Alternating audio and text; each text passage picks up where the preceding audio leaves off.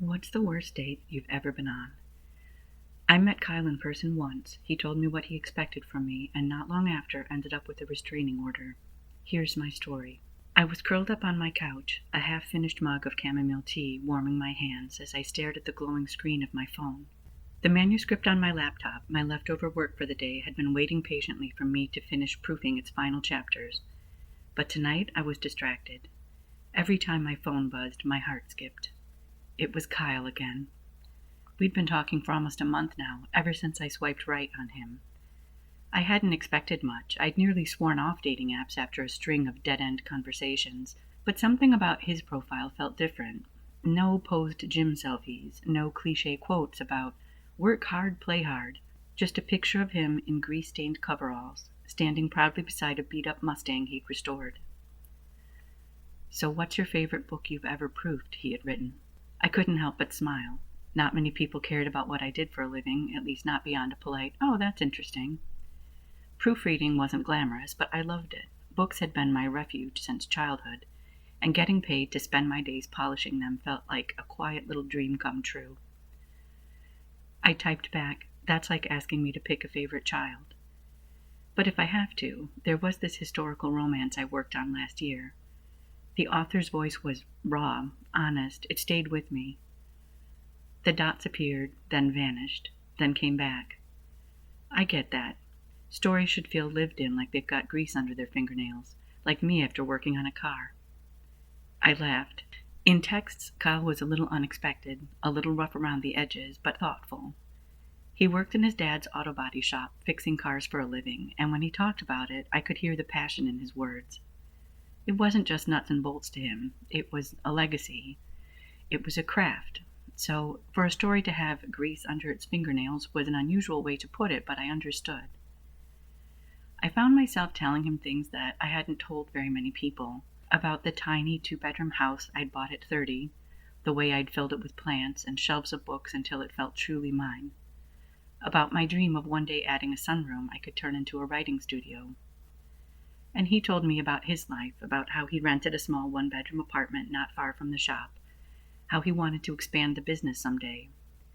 He didn't seem like the type who was trying to impress anyone, and that was refreshing. The phone buzzed again. "So, are we ever going to meet in person, or are you just my mysterious editor pen pal forever?" My stomach tightened. I'd been putting this off. Meeting someone from an app always came with risks, and after a couple of very awkward, kind of rough experiences in the past, I wasn't in a hurry to repeat them. But Kyle felt safe, or at least safer than most. He was grounded, funny, ambitious, but not in a way that was showy. I typed back, "All right, 1 date, but if you're secretly a serial unaliver, I'm running." He wrote, "Deal. I'll pick you up Friday at 7.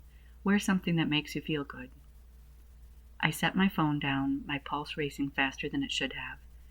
I tried to focus back on the manuscript waiting on my laptop, but the words blurred. All I could think about was Friday. For the first time in a long while, I felt hopeful.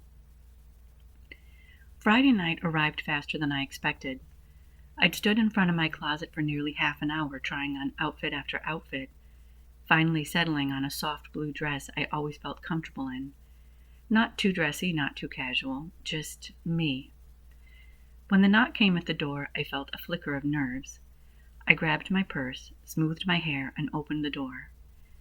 Kyle stood there in dark jeans and a button-down shirt, his hair combed back.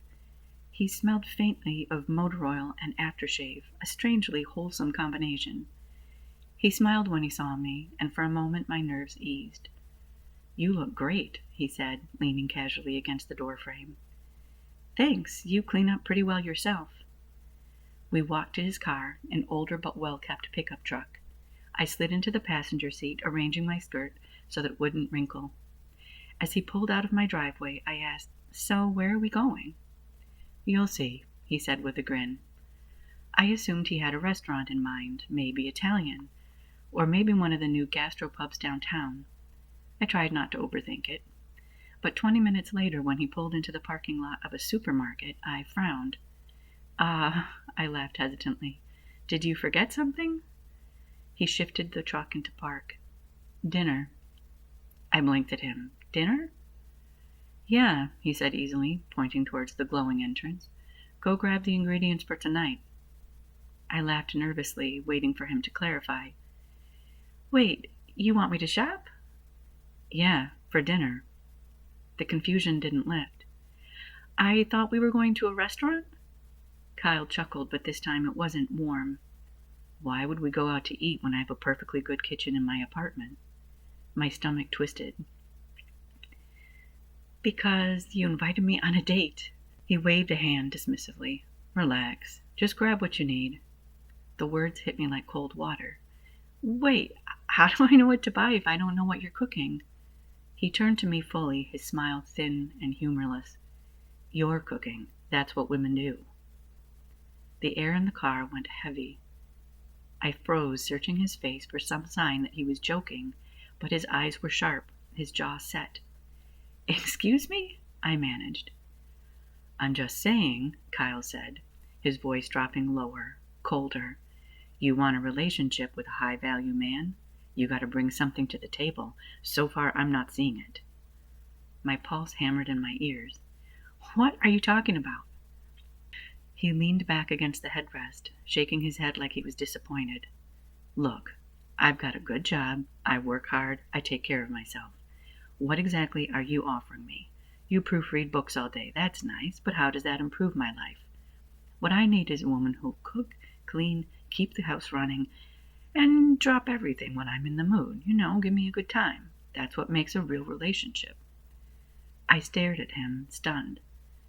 Kyle, that's not what I'm looking for at all, and you should have been upfront about what you wanted before asking me out.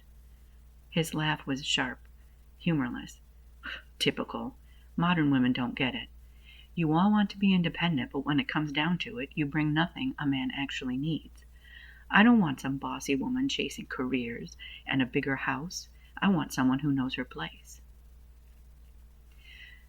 Anger rose in my chest, hot and steady. My voice shook, but not with fear, with fury. You're not looking for a partner, Kyle. You're looking for a mom. And women don't want to baby their husbands. They want a partnership.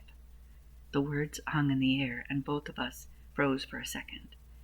Before he could answer, I unbuckled my seatbelt and pushed the door open. The cool night air rushed in as I climbed out. Hey, where are you going? Kyle called, lowering the window on my side so I could hear him yell. Don't walk away when I'm talking to you, he yelled from inside the truck. I ignored him and pulled out my phone, my hands trembling as I dialed Alyssa. My best friend's voice was a lifeline when she answered. Liz, can you come get me? Please, now. Kyle had gotten out of his car and was following behind me, his voice sharp, his words dripping with disdain. You think you can just walk away? You don't get it. Women always think they have the power, but you don't. Not with me. I moved faster across the lot, putting distance between us, heading for the store entrance where I might find safety. Stay away from me, I snapped. He didn't follow me into the store, but nor did he leave. Once I entered, he went back to his truck, but his presence was out there, lurking, creeping me out. When Alyssa's headlights finally swept across the pavement and her car stopped just outside the door, relief surged through me. I climbed into her car, slammed the door, and didn't look back. As we drove away, my heart still racing, Alyssa gave me a sidelong glance. What the hell happened? I swallowed hard, staring out the window. I just met the real Kyle. By Monday morning, I thought I was fine. After Alyssa drove me home Friday night, I'd blocked Kyle on the app, blocked his number, blocked him everywhere I could think of. I told myself it was over. Men like him, controlling, arrogant, and did I mention controlling? They didn't change. The best thing I could do was move on and forget the whole ugly experience. Work helped. I slipped into my routine, diving into the latest fantasy novel I'd been assigned. Editing gave me structure. I had the figurative red pen in my hand. I could fix the sentences that needed smoothing, the clunky dialogue begging for rhythm. Words have always been my safe place. But that safety shattered Tuesday afternoon. I had come to the office to meet with my boss, and I was leaving, sunlight streaming through the office doors when I saw him. Kyle. He was standing against the brick wall across the street, arms folded, his dark eyes locked on me. My stomach dropped fast.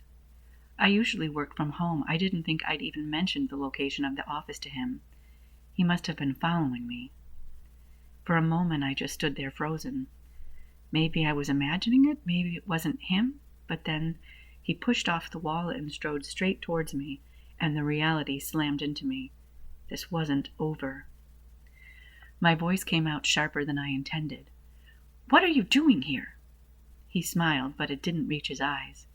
"We need to talk." "No," I said immediately, gripping my purse strap tighter. "We don't." He moved closer. "You don't get to decide that. You don't get a choice in when this is over. That's my decision." A chill shot down my spine. I stepped back, heart hammering. "That's not how this works. I told you I wasn't interested. You need to respect that." He scoffed. "Respect? You think I spent a month talking to you just so you could walk away the second things got real? That's not how men like me operate." I glanced at the office doors, the cafe doors a couple of doors down, calculating how quickly I could get there, wondering which way to go. My voice trembled, but I forced the words out. "Stay away from me, Kyle. This is harassment." He grabbed my wrist suddenly, not hard enough to hurt, but firm enough to send panic surging through me. He tugged, trying to steer me towards his truck parked at the curb. "Come on, stop being dramatic. We'll talk in the truck." "No!" I yanked against his grip, my pulse screaming in my ears. "Let me go!" And then, out of nowhere, a shadow loomed between us. A tall, broad man with arms covered in tattoos shoved Kyle back with one hand. The sheer size of him made Kyle stumble. "She said let go," the stranger growled. His voice was low, dangerous, the kind of voice you don't argue with. Kyle's eyes and brows were contorted with anger, but for once he backed down. He shot me a look that made my skin crawl, turned and stalked to his truck. His tires squealed as he sped away. I stood there shaking, my legs feeling weak. The biker turned to me, his expression softening. "You okay, sweetheart?" I nodded quickly, my throat too tight to speak. "You want me to call the cops?" he asked. I swallowed hard. "No, but thank you, really." He gave me a nod, then walked off, leaving me trembling in the sunlight. I didn't go back to my car right away. I ducked into the cafe, sat in the corner with a cup of coffee I didn't touch, and tried to steady my breathing. My hands shook badly. Kyle's words echoed in my head. "You don't get a choice when this is over." For the first time in years, I felt afraid, truly afraid. I didn't sleep much that night. Every time I closed my eyes, I saw Kyle's face. The sharpness in his eyes, the way his voice hardened when he told me I didn't get a choice. By morning, I knew one thing for certain. I couldn't just hope he'd leave me alone. I needed help. Alyssa insisted on coming with me to the police station. "You're not doing this alone," she said, sliding into the driver's seat. Her presence steadied me. She always had a way of anchoring me when things felt like they were spinning out of control. Filing for a restraining order was both surreal and humiliating. I hated having to spell out every detail, every threatening word. I hated putting my fear into ink, as if writing it down made it more permanent, more real. But when the clerk handed me the paperwork and told me the temporary order was in place, I finally exhaled. A piece of paper wasn't much, but it was something. A boundary, a line in the sand. For a few days, I started to feel safe again, but he broke that peace. The first time, he showed up outside my house late at night. I noticed because the glow of headlights lingered too long near the end of my driveway. When I peeked through the blinds, his truck was there. My chest constricted. I felt like I could hardly breathe. I called the police, but by the time they arrived, he was gone. They took my statement and reminded me to stay vigilant. The second time was worse. I was putting groceries away in my kitchen when the knock came at the door. My stomach dropped instantly. Before I even looked through the peephole, I knew. And there he was, Kyle. Smiling, as if none of the recent conflict mattered. I didn't open the door.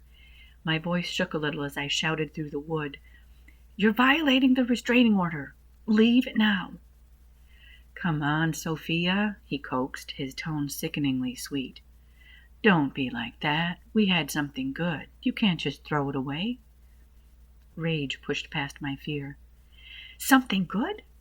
You tried to control me, you grabbed me, you stalked me. That's not good, Kyle, that's obsession. His tone changed completely. Obsession? No. This is what a real man does. He doesn't give up when a woman gets emotional. He takes charge. I stepped back from the door, heart pounding, feeling dizzy. I dialed 911 with shaking fingers. The police arrived fast this time, and they caught him still on my porch. I watched from my front window as they put him in cuffs, his voice carrying from across the yard. This isn't over, Sophia. You'll see. I'm the best thing that ever happened to you. I closed the blinds and sank onto the floor, my whole body still trembling.